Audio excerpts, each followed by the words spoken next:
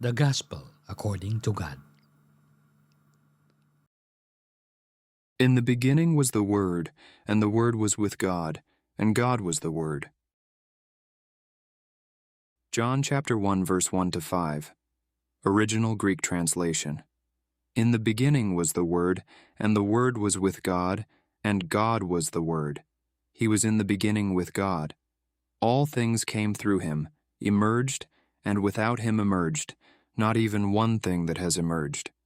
In him life was, and the life was the light of men, and the light in the darkness shines, and the darkness it not overcame. John chapter 1 verse 1 to 5. New American Standard Bible.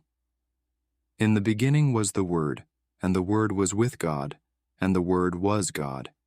He was in the beginning with God. All things came into being through him, and apart from him, nothing came into being that has come into being. In him was life, and the life was the light of men. The light shines in the darkness, and the darkness did not comprehend it.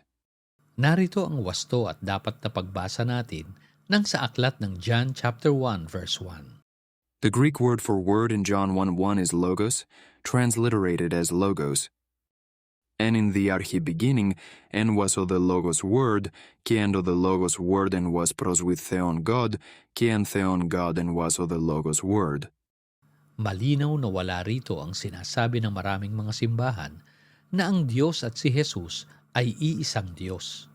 O di kaya ay sinasabing si Jesus bilang Logos ay siya ring Diyos Ama. Kundi ay malinaw na sinabi ang ganito. En archien o logos, que o logos in pros theon que theon in o logos. Sa English naman ay, In the beginning was the Word, and the Word was with God, and God was the Word. nakita niyo ba mga kapatid? Ang salita o Logos ay walang iba kundi ang salita ng Diyos. Kaya sa verse 14 ay ganito ang nakasulat. And the Word became flesh and dwelt among us, and we saw his glory, glory as of the only begotten from the Father, full of grace and truth. Si Jesus nga ang salita ng Diyos, na ipanganak sa laman upang maging buktong na anak ng Diyos, puno ng pagpapala at katotohanan, sapagkat siya ang salita ng Diyos. Sa Kanya ay nakilala ang Amang Diyos, na Diyos ng pag-ibig at pagmamahal. Ano nga ba ang sinasabi natin? Kapatid, kung gayong ang Panginoong Hesus ay ang salita ng Ama, hindi nga ba't malinaw na si Jesus na nga ang magandang balita o ang gospel ng Diyos, ang Logos nga. Kaya sa mga sinalita ni Jesus ay siyang kautusan sa lahat upang sa mga makikinig at susunod ay magkaroon na ng buhay kapiling ang Diyos sa walang hanggang panahon. Una ay ang kaligtasan ng kanilang katawan mula sa papalapit na noong paghuhukom ng Israel. Ang labis na kapighatiang naganap noon sa Jerusalem noong AD 70. Ito rin ang kautusan ng sa paggawa ng mabuti sa kapwa na siyang pag-ibig ring totoo sa Diyos. Matthew 22 verse 37 to 39. You shall love the Lord your God with all your heart, and with all your soul, and with all your mind. This is the great and foremost commandment. The second is like it. You shall love your neighbor as yourself. Oo nga't Diyos rin ang Panginoong Hesus, sapagkat bugtong na anak ng Diyos. Ito ang dahilan ng sa malinaw na paliwanag ng mismong Panginoong Hesus noon sa kanila. John 17 verse 1 to 3. Jesus spoke these things, and lifting up his eyes to heaven, he said, Father, the hour has come. Glorify your Son, that the Son may glorify you, even as you gave him authority over all flesh, that to all whom you have given him, he may give eternal life. Is his eternal life, that they may know you, the only true God, and Jesus Christ whom you have sent. Ang makilala ang nag-iisang tunay na Diyos sa pamamagitan ng kanyang salita ng gawa sa pag-ibig. 1 Corinthians 8 verse 6. Yet for us there is but one God, the Father, from whom are all things and we exist for him, and one Lord Jesus Christ, by whom are all things and we exist through him. Kaya rin na ipasulat sa apostol ang ganito. 1 Corinthians 11 verse 3. But I want you to understand that Christ is the head of every man, and the man is the head of a woman, and God is the head of Christ. Hindi sila iisa at magkapantay sa pagka-Diyos. Napakalinaw. Napakahalaga kasi na makasunod tayo sa kautusan ng Ama, na si Jesus bilang kanyang salita ay sumunod sa kagustuhan ng Amang Diyos. Ang ialay ang kanyang dugo at buhay para sa pagtutuwid sa kasalanan ng unang Adam. Nang sa gayon ay maipanganak na magmuli ang lahat, hindi na sa laman gaya ng sa unang Adam, kundi ay maipanganak na noon ang lahat sa Espiritu naman ng Diyos.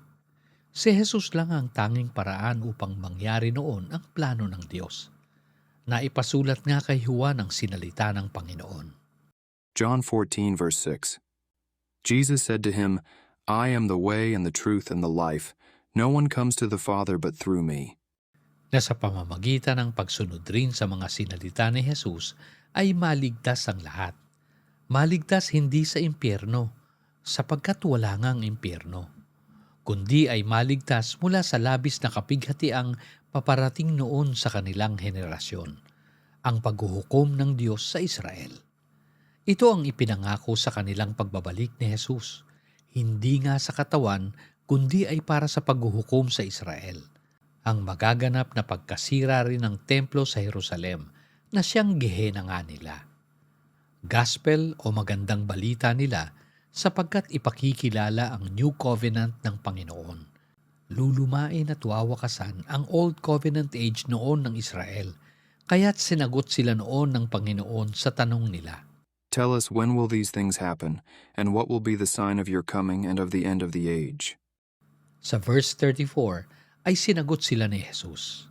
Truly I say to you, this generation will not pass away until all these things take place. Kaya naganap ng lahat noong AD 70. Walang pangakong naiwan. Sa halip ay ang kautusan na para sa lahat, ang gospel ng Diyos. Katunayang ang Panginoong Hesus ang siyang salita o logos ng Ama.